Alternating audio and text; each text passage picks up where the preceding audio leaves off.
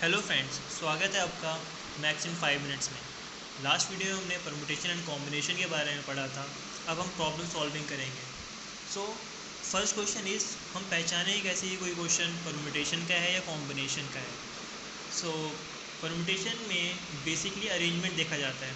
तो अरेंजमेंट में A B और बी ए दोनों ही डिफरेंट अरेंजमेंट है, बट कॉम्बिनेशन एक ग्रुप या कलेक्शन का होता है। सो ए बी और बी ए दोनों ही एक ही कंसिडर किया जाएगा कॉम्बिनेशन में और परमुटेशन में अलग अलग।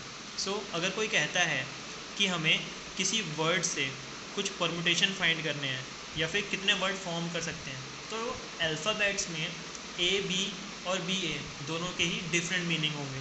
सो उस टाइम पे हम परमुटेशन यूज़ करेंगे। फॉर एग्ज़ाम्पल, हम फर्स्ट केस लेते हैं जहाँ पर पास वर्ड है एक्स्ट्रा। सो एक्स्ट्रा में टोटल 5 लेटर्स हैं, तो एन की वैल्यू हो जाएगी 5।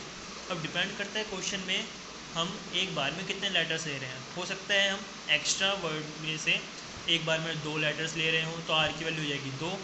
तो यहाँ पे आर की वैल्यू हो जाएगी 2।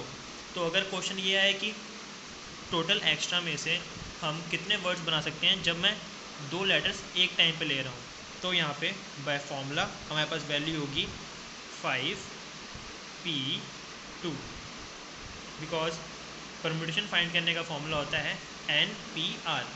तो फॉर्मूला हमारे पास n factorial that is 5 factorial divide bye 5 minus 2।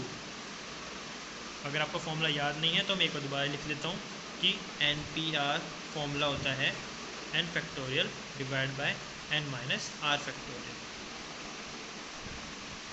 सो यहाँ पे जब इसको हम सॉल्व करेंगे तो आंसर आएगा 5 into 4 into 3 into 2 into 1 and 5 minus 2 is 3। So 3 factorial यानी कि 3 into 2 into 1। So this 3 to 1 will be cancel by this. So answer is 5 4 20। But suppose कीजिए वो बोल दे जनरली कि एक्स्ट्रा वर्ड है हमारे पास, इन लेटर्स में से हम कितने वर्ड बना सकते हैं। दैट मीन्स यहाँ पे आर की वैल्यू हो जाएगी टोटल 5, यानी कि हमें सारे ही लेटर्स एक साथ यूज़ करने हैं। तो उस केस में हमारे पास जो n की वैल्यू होगी हम उसी का फैक्टोरियल कर लेंगे और ये होगा हमारा आंसर।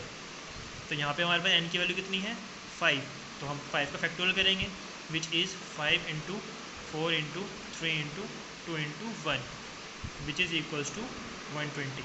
अगर आपको कन्फ्यूज़न है कि ये कैसे, तो हमारे पास फॉर्मूला होता है NPR। अगर r की वैल्यू n है तो दैट मीन्स NPN। तो अगर मैं इसको इस फॉर्मूले में पुट करता हूँ तो आंसर हो जाएगा n that is 5p5 which is 5 factorial divide bye 5 minus 5 factorial which is 5 factorial divide bye 0 factorial. So 0 factorial 1 होता है तो आंसर हो गया 5 फैक्टोरियल, जिसकी वैल्यू होगी 120। सो अब हम देखते हैं नेक्स्ट केस जहाँ पे मल्टीपल लेटर्स रिपीट हो गए। फॉर एग्जांपल इन इलाहाबाद यहाँ पर टोटल 9 लेटर्स है, तो n की वैल्यू होगी 9। अगर हमें बोला जाता है कि इलाहाबाद वर्ड से हम कितने वर्ड बना सकते हैं, तो यहाँ पे हम देखेंगे कि रिपीटेशन कितने हो रखे हैं। तो हम देखेंगे ए यहाँ पे 4 टाइम्स आया है, 1 2 3 4, तो ए रिपीट हुआ है 4 टाइम्स। इसी तरह से एल रिपीट हुआ है 2 टाइम्स। तो जितनी बार भी रिपीटेशन होती है उतने ही फैक्टर से हमारा परमुटेशन लेस कर जाता है, मतलब डिक्रीज़ कर जाएगा। सो यहाँ पे हम फर्स्ट स्टेप में क्या करेंगे, नॉर्मल परमुटेशन फाइंड करेंगे। अगर यहाँ पे टोटल डिफरेंट होते हैं, अगर ये टोटल डिफरेंट होते हैं तो हमारे पास टोटल कितना होता n factorial which is 9 factorial. But repetition किसके लिए है, a के लिए है और l के लिए। तो जितनी बार रिपीटेशन होता है उतने ही फैक्टर से हमारा परमुटेशन रिड्यूस हो जाएगा। तो टोटल आंसर कितना होगा, डिवाइड बाय a की वजह से 4 फैक्टोरियल से रिड्यूस हो जाएगा एंड l की वजह से 2 फैक्टोरियल से रिड्यूस हो जाएगा। मतलब जितने नंबर रिपीटेशन है उतने ही फैक्टोरियल से हम डिवाइड कर देंगे, यानी कि 4 फैक्टोरियल डिवाइड इंटू 2 फैक्टोरियल। सो ये हमारा होगा आंसर। सो इसको हम सॉल्व कर देते हैं। 9 into 8 into 6 into 5 into 4 factorial divide by 4 factorial into 2। 4 factorial से 4 factorial cancel, 2 factorial is 2, so 2 divide by this 3। And जब इसको हम सॉल्व करेंगे